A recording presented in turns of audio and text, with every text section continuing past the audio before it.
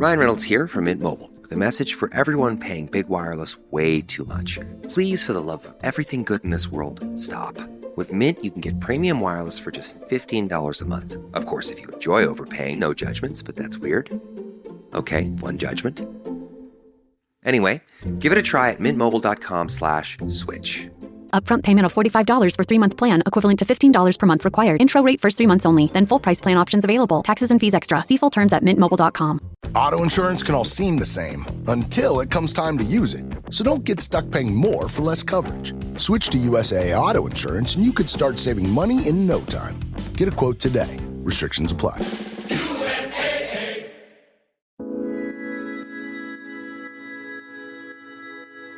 Hi everyone! Welcome back to another episode of Living Well with Janet, where we explore what it means to live well. I'm your host, Janet, a yogi, a meditator, plant-forward eater, and all-around wellness enthusiast. I'm also a second-generation Asian American woman, an experimenter, and a deep thinker.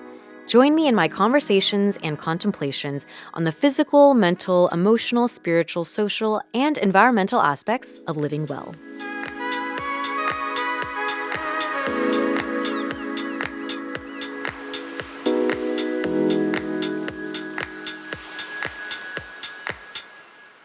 Something I know leads to a life well lived is being able to remain present in the here and now. And one of the biggest challengers of this in today's world are digital distractions. As amazing as the advancement of consumer technology has been, it has also resulted in a lot of habits and behaviors that are detrimental to our health. There is all this research that links digital noise to very real negative effects on our brains, our ability to focus, our ideas about ourselves, not to mention the quality of our social skills and relationships, which have resulted in a loneliness epidemic. So today, I've invited Palak Dave to discuss this pressing issue and how we can address it to improve the quality of our lives.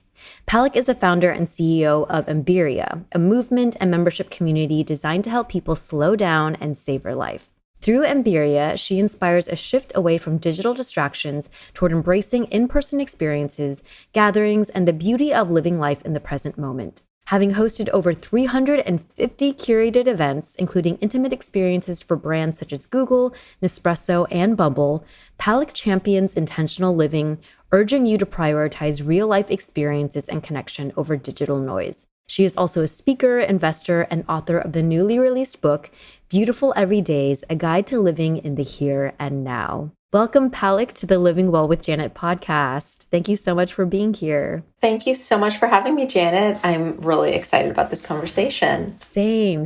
Before we get into all of the details, I wanted to start off by asking you a personal question. What is a wellness practice that you're really into at the moment? That's a good question because I love switching between wellness practices based on what I'm craving. And right now I would say that it's journaling. I've gotten back into journaling recently and I've tried various parts of journaling like doing morning pages, free flow journaling. But lately I've been doing a little journaling course and it's been a really nice way to just reconnect with myself first thing in the morning while I'm sitting at my desk just before I get into my day. Oh, I love that. I definitely have periods where I will journal immensely and then I step away from it.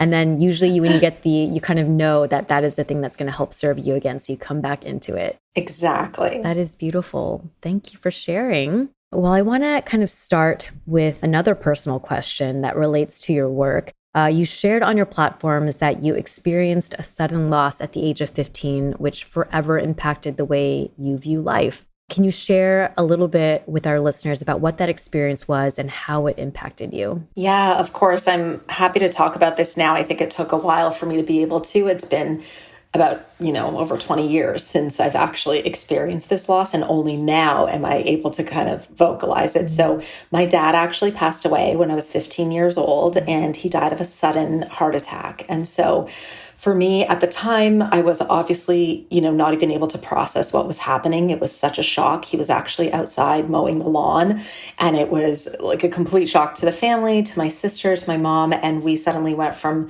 our unit of 4 to our unit of 3. And within just a few weeks, I went back to school because I was in grade 10. And it's like, at the time there weren't very many guidance counselors talking to me about anything.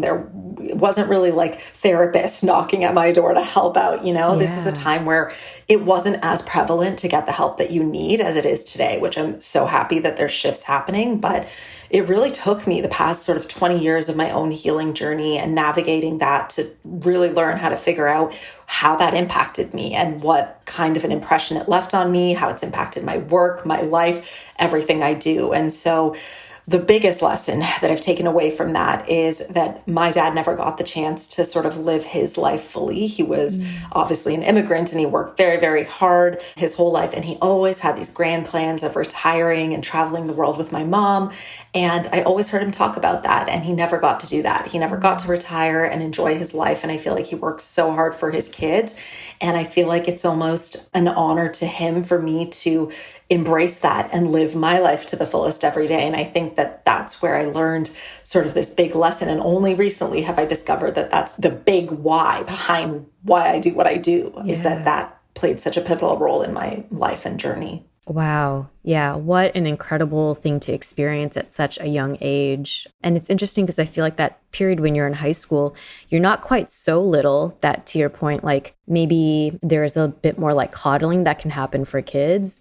And you're in such a pivotal age where you're like supposed to be working towards college and all this stuff. So I can only imagine how incredibly challenging that was. And to your point about saying you kind of only realize like 20 years later some of these layers and things, it is to say that a lot of what we experience in our childhood and also just like traumatic events, it's challenging, but also there are gifts that keep giving years and years later in terms of realizing maybe what direction helps you guide your life towards. Exactly. You don't know it at the time, and it's obviously such a horrific thing to go through, but there are lessons along the way. And then if you use those lessons as your pillars towards how you want to live your life and how you can learn and take from those things to grow and become the best version of yourself, because I feel like all of us are meant to go through our journeys for a reason. And so this was my story, and it happened to be, as much as it was a tragic one at the time, it's made me into who I am. I was very independent at a young age. Like you said, 15 is like, you're not quite a kid, but you're not an adult. So it's that in-between phase where I was left to sort of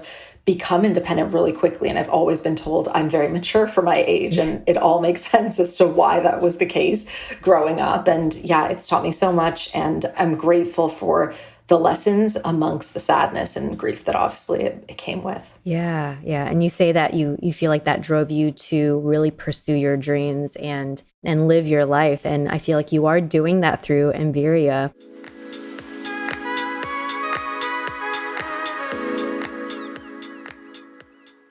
Hi there, enjoying the show? If you like what you're hearing and want more, you can become an ABG bestie and get our new audio episodes ad-free, special discounts and early access to merch, shoutouts at the end of our episodes, and we're bringing back our Dear ABG series as exclusive monthly Q&A sessions just for our ABG besties. Sign up through the link in our show notes.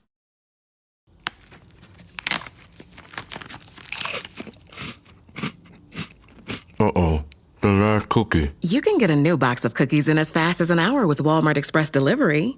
Are you my guilty self-conscience? No, I'm the voice offering you promo code EXPRESS for free delivery on your first order. Hey, who ate my cookies?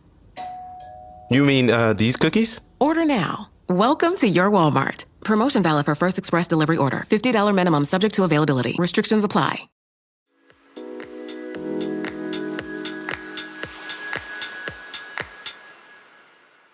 But prior to founding Emviria, which happened in 2017, you were an award-winning marketer with senior-level positions at companies including the Toronto International Film Festival and Indigo Books and Music Incorporated. What prompted the shift to become an entrepreneur? Like, did you start Emviria while you were still working in your other careers? What were those early days like? Walk me through that. Yeah, so I never thought that I wanted to be an entrepreneur. It wasn't something that I often thought about. A lot of people dream about it, or they know from a young age that they want to work for themselves, or they have these sort of grand plans for their life. And for me, because of the family that I was raised in, I was actually very excited about just getting my dream job. And for me, that meant going to school, getting my business degree, landing a dream job. At the time, it was Kraft Foods was my first job out of university. And I remember, being hired to do the marketing for Kraft and thinking that I would be working on all these fun food products that I grew up consuming as a kid. Yeah. And I thought I could be creative in those roles. And so I went on for the next 10 years to have these various marketing and senior business positions. And I was climbing that corporate ladder. And I actually did so very sort of effortlessly. I think it was ingrained in me to be an achiever and just obviously a perfectionist, going for the best. All these things were sort of lessons from my childhood. And so I used those lessons to then achieve success in my corporate career. But I found myself turning 30 years old and thinking, like, is this all that there is? I've already sort of achieved success in a corporate world.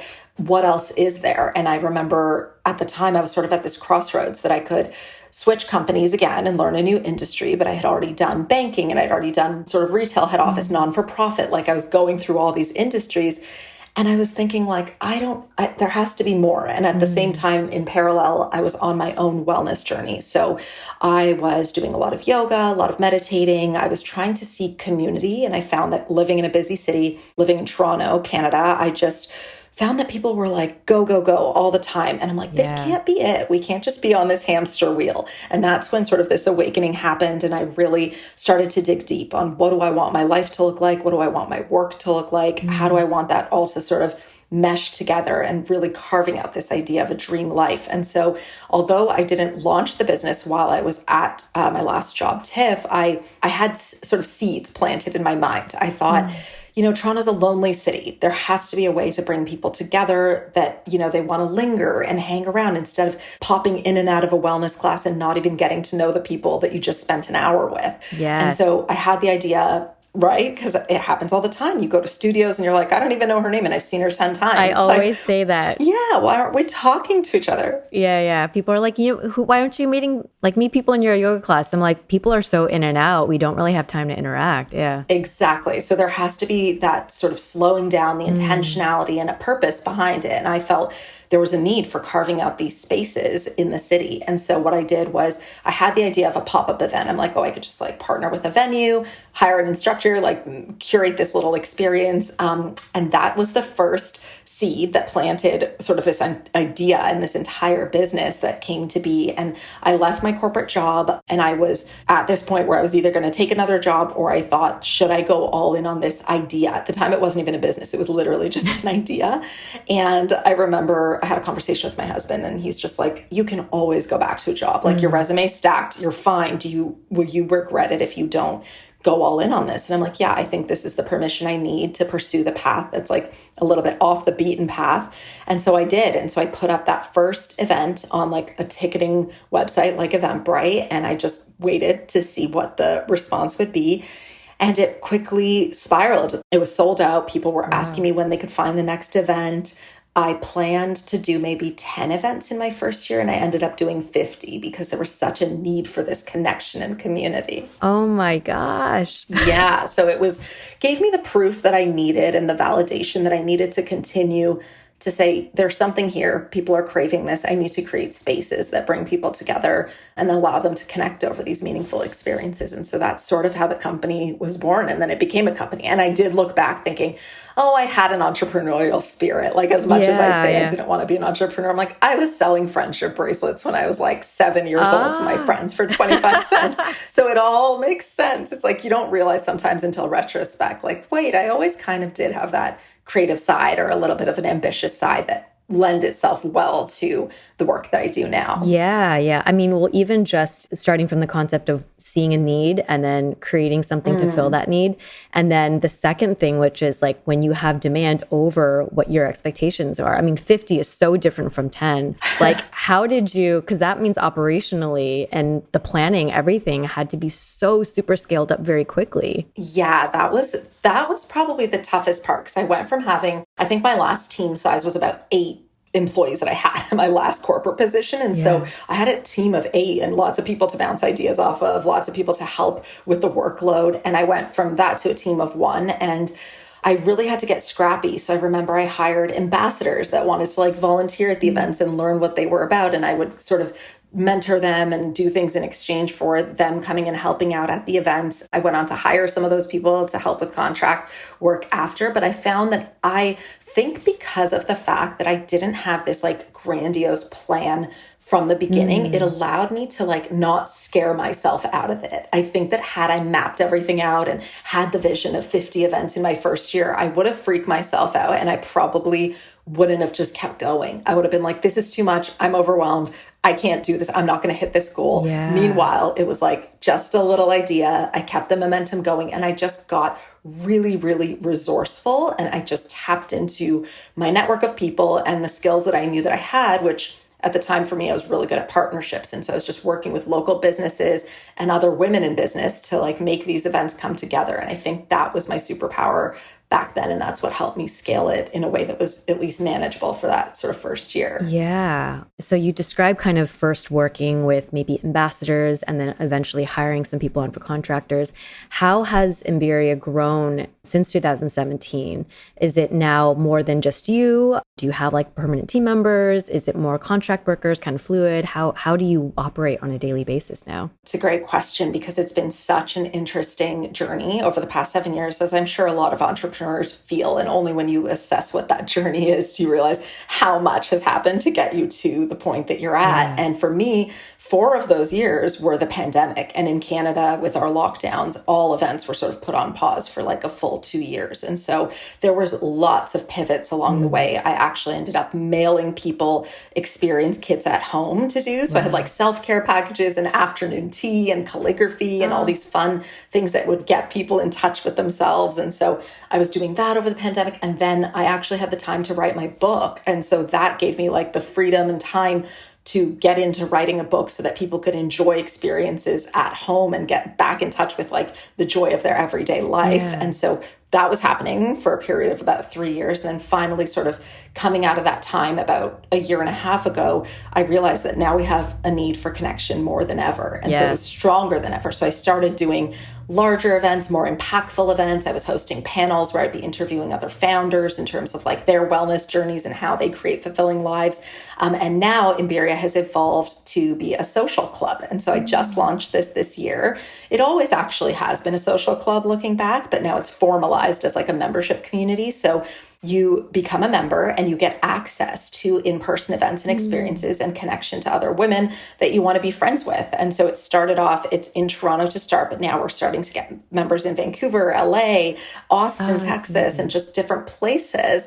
And the idea is to actually have Imberia Social Club hosts in different cities so that they can host their own experiences and bring people together and create little micro communities or neighborhood communities in the areas that they're in to facilitate in-person connection through meaningful experiences. And so that's where I'm at now. So I'm just in the process of looking at, hiring out hosts or getting hosts on board in different cities to help facilitate all of this. And so there's a plan in place, but it's come a long way, that's for sure. Yeah. Well, I love what you've shared is that, at the core, Imberia has a certain mission, and every year how you move about accomplishing that mission might change. And it's interesting to see that what started as more kind of like face-to-face interaction and events, then you've gone through this journey of it was the pandemic, so it had to become more like independent and like care packages. And then it was about the messaging through, writing a book and being able to gather people in that format individually. And then now you're kind of back to this in-person events. And I will definitely say, just being in LA as well, seeing that there's been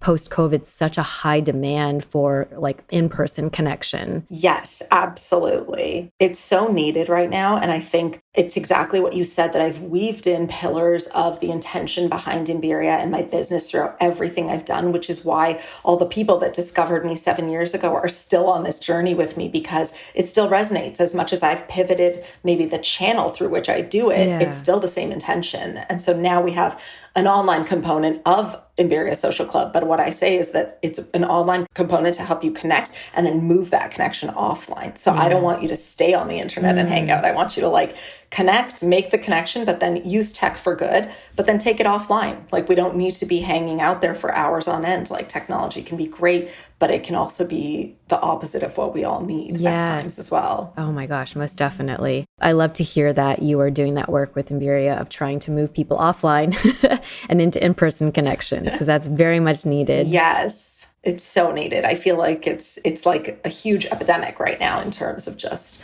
us needing that connection. And with like advancements in AI and all the things, it's always like, well, what's going to stay? And I think the connection piece is exactly what's needed now more than ever.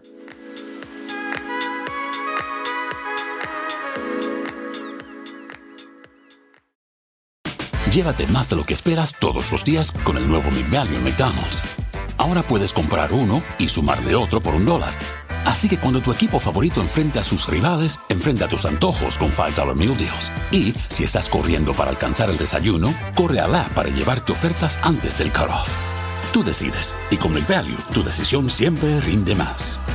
Precios y participación pueden variar. BOGO $1 válido para un producto de igual o menor valor. Debe estar registrado en Rewards para ofertas en el app.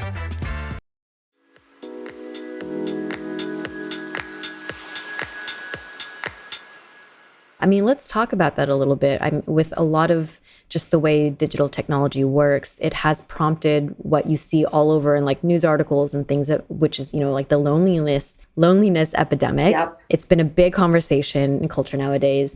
Can you share how you think we can cope and solve this issue? And I know you've kind of demonstrated a little bit of how you're doing that through Imbiri, but what are your thoughts on all of this? Yeah, it's such a big question because we're the people that are living in it right now. So there's going to be a lot that sort of comes out of this time, but I kind of equate it to the times where people were allowed to smoke on airplanes and, people lived through that. And now it's like, well, there's rules in place and guidelines in place and health warnings in place and all the things to kind of prevent you from doing that because we know it's not good for our health. And I think that there will be a shift eventually, maybe years from now, but there is some great work happening around it right now. But for me personally, in the way that I sort of look at my approach to it and my mission and how I carry that out, there's kind of 3 buckets that I think humans need in order to create fulfilling lives right now. The first one being human connection. I think that we need it more than ever. We need to be connecting to the people around us. It's amazing to be able to be on Zoom with someone, but it's not going to fulfill the need for actually feeling someone's energy in person or gathering in a group or doing an activity together or just seeing someone's emotion in person. So human connection's that first bucket. The second one is having meaningful experiences, real life, real world experiences. Like doing a workout class over your screen is great, but when you're in a studio, feeling everyone's energy, sharing an experience together, going through the highs and lows together, it creates something magical that can't sort of be replicated through screens. And an experience can even mean something as simple as like going to dinner with a friend, just exchanging sort of that interaction and sharing an experience together. It could be a walk, it could be going to a class together, a pottery class, doing something creative with your hands, just things that get us out of our head and sort of into our bodies. And then the third thing, I actually am sort of an advocate for digital wellness and healthy digital habits, because I think that we've got sort of stuck from having this self-care era of like, okay, let's do self-care. And, that was like, let's take a bath. Let's make sure we're journaling, meditating, doing all things. And we keep adding things in. But now I think we're shifting to needing habits where we're either stripping things away or creating boundaries around things. So looking at our tech and realizing, oh, maybe I'm scrolling a little bit too much. Maybe I'm on my screen a bit too much. Maybe I need to go to bed a bit earlier and put my technology away and read a physical book instead. So then promoting these healthy digital habits for us to get back in touch with who we are and what we want and not be inundated with consuming, because I think we're just in a culture right now of overconsumption and it's depleting us and it's not allowing us to sort of fill our cups and feel fulfilled. Oh my gosh, yes. I talk about this with my co-founders all the time, especially running an online business. It is so hard to have boundaries. It is so hard. Yeah. And to your point, I really resonate with this idea of wellness. There is one side of the conversation where it's like add in all these habits, but the equally important is what are you not doing? What are you removing? Because that is so important. Exactly. So it's like add in the human connection, add in the experiences. And funny enough, I think naturally you'll start removing the things that you don't want by adding in more of the first two. Yeah. So that's what I've seen in my work and I've seen in the events that I host. Like when I'm doing a beautiful dinner party and you have 30 women in a room that are connecting with each other, your phones are automatically away. Like, yes, you want a pretty picture of the tablescape when you first walk in, but then you're immersed in conversation. If you truly allow yourself to feel connected, your phone goes away. And then why does that dinner experience feel good? It's because you had that feeling of connecting and sharing an experience together. And so then naturally you're able to create boundaries around your tech, which I love because I don't want it to feel forced. I mean, phones are a part of our reality. I want it to come more naturally to us. So by adding in more of the first two, we can naturally get away from doing some of the not so healthy habits in the third category. Yes, I like that approach. People often ask me, because among my friends, I am more plant-based than others. And people are always like, oh, how do I kind of transition? And my thing is always, don't think about removing things. Think about adding like more fruits and vegetables to your diet. So it's a very similar kind of approach for habit change when it comes to digital distractions and connection. Like focus on adding in the connection, and then naturally, maybe some of you'll learn to disconnect naturally. Exactly. I love that. I'm vegetarian, so I totally get that analogy as well. Are there other ways, because one of the things that you through your work in Embryo, you really focus on trying to push being offline. What beyond this connection and events, like I guess for you, what does it mean to be an offline expert? Oh yeah. So I've kind of like coined this term. It's like offline expert, lifestyle expert, experience expert, because I do think that there is an art to living our lives in a way where day to day we feel fulfilled and connected to our lives. And often that happens through non-tech related things. Like if you think of a really good day, it's like, what are the elements that allowed you to feel grounded and connected? It usually involves time in nature, time connecting to people, or time doing something that feels really fulfilling and good for you. So I rarely will hear someone say, oh, I just spent like 3 hours scrolling on my phone and I feel amazing. Like, I don't think that's happening, right? So we want to incorporate more of those offline things to just feel good in our day-to-day. And they're simple things. Like, honestly, my book talks a lot about this, and the whole basis of the book is about those simple everyday joys that we can infuse into our lives. And it's actually become trendy these days. So you hear the terms, the art of noticing, or romanticize your life, or dopamine menu. Like, these are all things that my book is based on all of this. And this was pre all of those like terms coming out. But the reason that I think that people gravitate to these terms so much is because we're all looking for beauty and joy and fulfillment in the simplicity of our everyday lives. And because we feel like we're so busy, hustle culture is real, you're trying to build a business or you're trying to work your crazy job and you have no time for like friends, for anything. And then you want to like plop on your couch and watch like 6 hours of TV and binge a show. But then you're like, why do I still feel exhausted and depleted? And it's because we're not doing enough of sort of those simple day-to-day things that can bring joy. And that can be something like you wake up and you have a cup of tea, but you're sitting outside on your patio and you're just like noticing what's around you. And it's like a 2-minute moment, but it can help you feel more grounded. But do it without your phone. Like, don't have your phone near you. Just do it for the sake of the act of doing it for you and not for anybody else, and not to capture and not to worry about what it looks like if you post it. Like, just get back to the art of having these everyday joys that can be part of your life that will bring you so much more fulfillment in the long run. Yes. Yeah. I love that. Even the fact that you're communicating your message through a book, which is like an analog thing, not on the phone. Exactly. We haven't even launched. I didn't do an e-version of it on purpose because I'm just like, no, I want people to hold a physical book. Like, just that feeling, right? Even getting into bed. Yes, of course, it's great. You can have e-readers and you don't want to always lug books around with you. But the art of holding a book, or like writing a card to somebody instead of sending a text, or instead of just sending like a voice note, just getting back to, I think, things that brought people fulfillment back in the day. And now we're just like craving that. So it's sometimes, history can repeat itself, but in good ways. You can look back and be like, what are the things that I can take from then that would, you'd get really excited if you got mail, like in your actual mailbox. What if a friend mailed you a card? You'd be like, that is so thoughtful and different. And even from a business standpoint, looking at those touches that are like not having to create a million reels, maybe you're doing something different that, is out of the norm these days, which I think a lot of customers would appreciate so much more because it's not being done as often. Yes. Yeah. I love that you're looking at it from a, wellness personal perspective, but also from a business perspective. You are very right. It is such a crowded space digitally now. And if there's such a high demand for analog experiences, that is a very good strategic opportunity. Exactly. Exactly. Like I send my community, my Iberia Social Club members, they're going to get mail from me because I think it's like a lovely thing to do. And over the holidays, we are planning to do like a gift exchange through the mail. So you're actually going to get a surprise gift in the mail, which I think is so lovely because how often do those things happen? And those are the things that are going to stick out in the long run, just for your own fulfillment. But yeah, exactly what you said, like from a business standpoint too, to be doing things differently with not as much effort or in ways that don't feel so unnatural, because a lot of people struggle with that. Yeah, yeah. Oh, that's such a great idea. I love that. Very inspiring.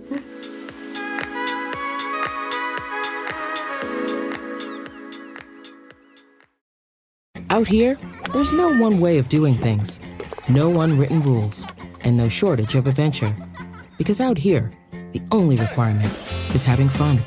Bank of America invites kids 6 to 18 to golf with us. For a limited time, sign them up for a free 1-year membership, giving them access to discounted tee times at thousands of courses. Learn more at bankofamerica.com/golf with us.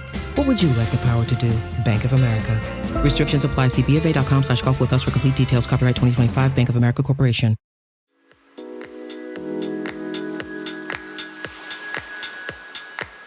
So Palak, you mentioned a bit earlier about, coming from an immigrant family and perhaps how that's impacted who you are as a person.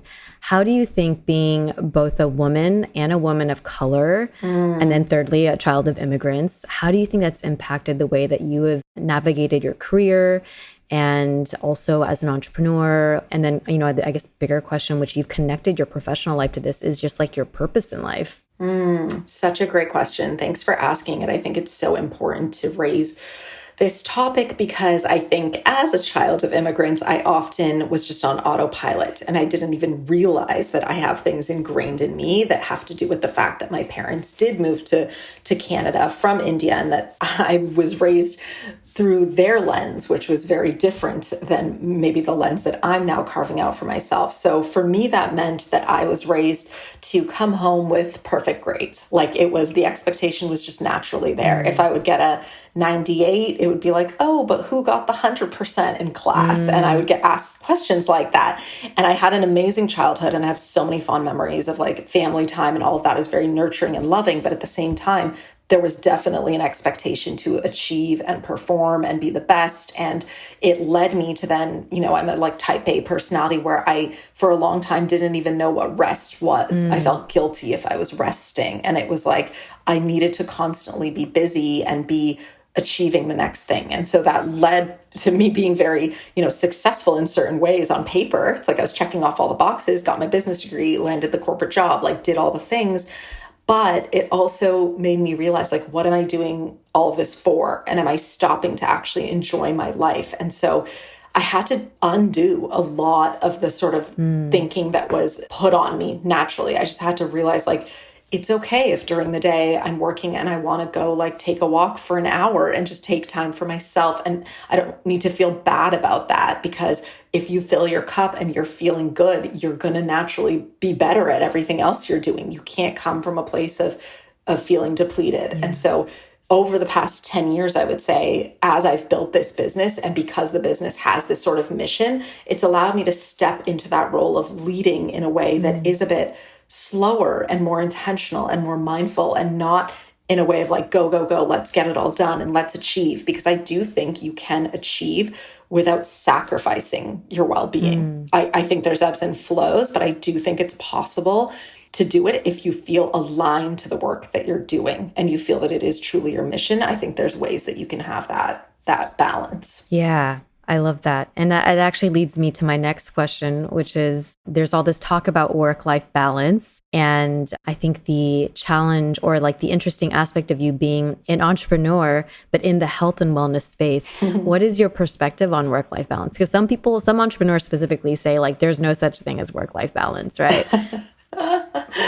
It's such a funny topic because it's true in a way. Like I will say that I've never worked harder than I have launching my own business. So I've never worked harder. I've never thought about something more. I've never even like gone on vacation and had so many thoughts about work even while I'm away. That it's just natural because I'm so personally tied to it. Yeah. But what I like to say is, yes, I don't necessarily think work-life balance exists, but I do think work-life integration can exist. And what I mean by that is that if you're doing work that feels easeful when you're doing it because you are so aligned with that mission that you're on, or the purpose that you want to fulfill, or how you want to give back to the world, it's not going to feel so much like work. It's not going to feel like you have a million hurdles, because you'll just be so strong in that belief that you have something to offer to the world, or you're doing something good and you feel great about it. And so there's ways that you can sort of integrate. And that could be like, I'm on a trip to Europe and I'm thinking, oh, I just want to like disconnect and I want to sort of be in the moment. But I might be like, oh, now I want to create a little guide to Europe for my community, or I want to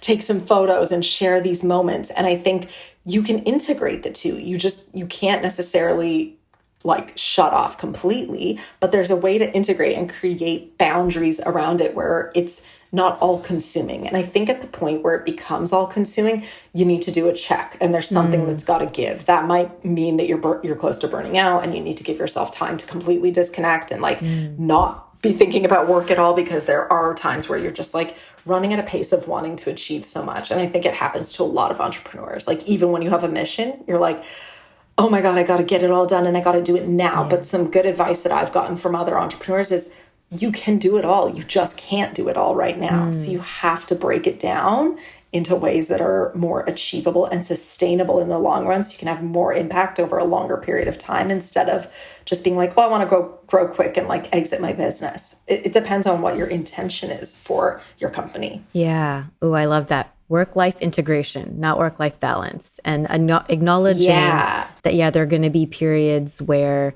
there might be an influx where you're more quote unquote productive or effective in a certain way, and other periods where rest is needed, and to accept both as being productive and moving you forward. Yeah, exactly. I think that it happens a lot with entrepreneurs. We talk, I've heard people talk about sprints. It's like sometimes you're going to have sprints where maybe you're launching a product or a service, or launching a podcast, or something's coming up, and you have to sort of sprint toward that finish line. And those times might be busier, but I still think that means you need to take care of the basics, which is like mental, physical, emotional well-being should not be sacrificed for even your sprint. It's like, get your movement in, like do the things you need to do to make sure you're nourished and feeling good, eat the right foods, because all of those things will just help you have more sustainability towards whatever it is that you're trying to achieve. Yes, yeah, that is a good thing to focus on. The work will vary in terms of sprint and less, but your self-care, your focus on yourself should be a constant that you're always prioritizing. Absolutely. Palak, can you walk us through a typical day in your life as a wellness entrepreneur? I'm curious. Yeah. Yeah, it varies so much. It's actually funny. We were just talking about movement, because I would say the constant is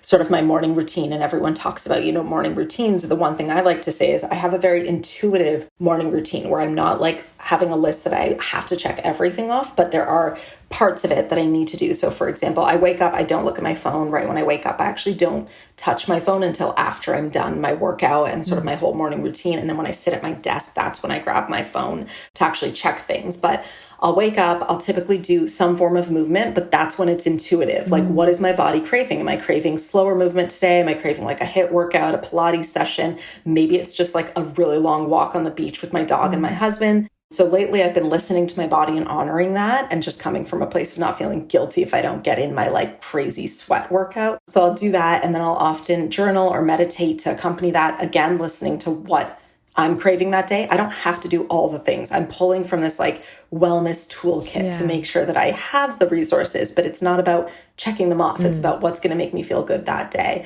And I typically have lemon water in the morning. I'll have a smoothie because I just love starting my day with like a nourishing smoothie. And then I will have time batched throughout my day to work on specific things. So I like to chunk tasks together. So I love when I'm like, if I'm doing podcast interviews, those are sort of being chunked together because I'm already in that mode of chatting with people and chatting about the work that I love doing. If I'm doing stuff within my community or planning events, then I'm planning multiple events together. So right now, for example, I'm planning the next month's worth of events, and I'll kind of plan them all out at once so that I have a calendar ready to go. So I like chunking my time in that way. I'll always make time to eat lunch, not at my desk. It's like, I became an entrepreneur. I don't want to be like chained to my desk. So I'll try and have lunch not at my desk. And then I have days where I fill time with in-person connection. So whether that's a meeting that someone's requested, or I'm having a coffee with someone to catch up in my industry, or for example, today I got to go to a media event, like a brand event, where we did a hot sauna and cold plunge session because they were launching a new product. And it was just such a great way to like meet other entrepreneurs and just like support a business that I love called Three Ships. It was an awesome event. And that was a fun thing for me to like do in my day. So I make sure that I don't just take myself too seriously. Like being an entrepreneur is like, I created this life because I wanted more freedom. So I want to make sure that I'm always honoring that and giving myself the freedom I need to actually enjoy myself along the way. So I always check myself when I'm getting like too serious, or I'm at my computer for 5 hours. I'll be like, okay, no, you gotta like take a break, go do something, go for a long walk. And then I like to wind my evenings down with another walk to get out of the house. And then I'll either, be cooking at home or doing something where I'm trying to be like more mindful with, I don't watch TV like every day. I'll make sure it's only a few days a week, or it's a show I'm really into if I'm going to watch TV. Oh my gosh, that's amazing. Thank you for walking me through your day. I loved your focus on not being at your desk for too long, because I think oftentimes when you own your own business, there is this mindset that you're like, I need to be working a lot, right? And you've demonstrated through your day an example of what it is to balance the work and being productive and effective, and also being able to prioritize the baseline of your self-care. So thank you for walking us through that. Oh, you're welcome. One of the other things that I do that I think maybe your listeners would like to incorporate is I love the idea of rituals or traditions. And so I incorporate little daily rituals in my day. So for me, that means like once a week, I'm going and grabbing a coffee or a tea and a croissant with my husband. Like we go to a cute cafe, we just like take an hour, we walk there, and we'll make an experience out of it, because it's like those little things that remind you, oh, these are the moments that matter. Am I going to remember how many emails I wrote today? Or am I going to remember that cute experience that I had that felt really fulfilling? And so I love to just think about what's like a dream week for you. And what are those things that you could say, oh, if I could do this every week, or if I could incorporate something that would make me feel like I'm really, truly living, what would that look like for you? And I feel like that will help you sort of carve out those moments that you make sure you feel like you're living the life that you want to live. Oh, that is a great, great tip. I'm definitely going to be using that. Wait, what was it that you called it again? It was... rituals and traditions. Like just having little daily rituals. Love that. Okay, that is great. Well, Palak, can you walk us through maybe just in closing, like what are you working on for Imberia at the moment? What is next for the remainder of this year, or maybe even next year? Any exciting projects that you'd like to share with us? Yeah, so I've been working on a lot to do with the book right now, because it just came out a few months ago. And so I'm doing book signings and events and on podcasts and all this fun stuff to just talk about this thing that took 4 years to create and sort of put out into the world. So a lot of fun stuff happening with the book. We just got into a bunch more retailers and things like that. So that's happening as we gear up to holiday season as well. And then with the Imberia Social Club, we're expanding it past just Toronto. And so I'm going to be focusing heavily on bringing in people from different cities, creating more in-person events for people to connect, more ways for people to find friendships as adults in this like lonely sort of epidemic that we're in. I think it's so important. So a lot of my focus is just going to be around how do I create these little communities and neighborhood groups where people feel connected to the world around them and to themselves. And so those are my big focuses for the next year or so. Amazing. And if our listeners want to follow along, where can they find you online? Yeah, they can find me on Instagram at PalDave, Paldave. I love connecting on there. So the one thing I'll say about Instagram is such a great tool for messaging. Just write me a DM and I'll respond. I just love connecting with people. We are on Instagram with Imberia Social Club as well, but I like to say that we don't post there. If you want to know what's happening in the club, then you got to actually join the club to know what's going on. But you can also find me at imberia.ca in terms of my website. Perfect. Thank you so much for joining me today, Palak. It was so amazing to hear about your story. I loved just learning about all the things that you're working on and how you've walked us through the different trajectory of your career. I'm sure our listeners will find this very inspiring, whether they're interested in wellness or entrepreneurship, or they're just, a woman or a man or anyone who can relate. So thank you so much. And with that, we will catch everyone on the next episode. Thank you. Once again, this is your host, Janet. I can also be found on Asian Boss Girl, the podcast for the modern-day Asian American woman with my good friends Helen and Mel, who are also hosting their own shows, which you can catch on this same feed, new episodes every Tuesday. You can follow ABG on Instagram at Asian Boss Girl and me, Janet, at Janet W. That's Janet, the word double, and the letter U.